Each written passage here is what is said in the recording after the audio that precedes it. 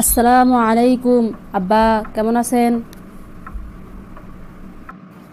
ওয়ালাইকুম আসসালাম।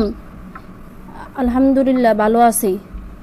তুই কই যাস বাবা সাফওয়ান? আব্বা, টিএসসি থেকে কল দিছে। ত্রাণ নিয়ে ফেনী, নোয়াখালী, কুমিল্লার দিকে যাইতে হবে।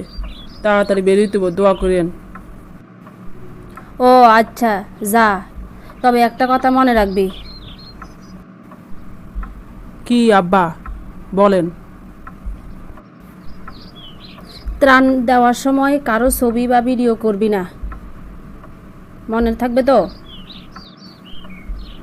কি জন্যে আব্বা? ছবি বা ভিডিও না করলে ফ্যান ফলোয়ারের কথা শুনতে হইব, লোকে নানান কথা কইব। কে কি বলবে ওই দিকে না দেখি।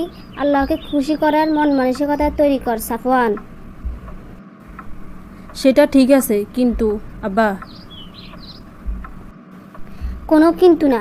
তুই যদি আমার ছেলে হস তাহলে ভাইরাল হওয়ার জন্য ভিডিও ছাড়বি না সোশ্যাল মিডিয়াতে। বুঝতে পারছস আমার কথা?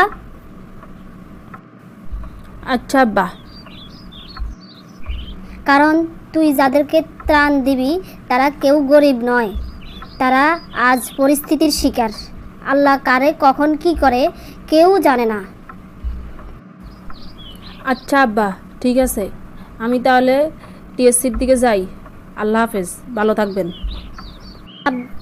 সাবধানে বাবা, দেখে শুনে যাইস।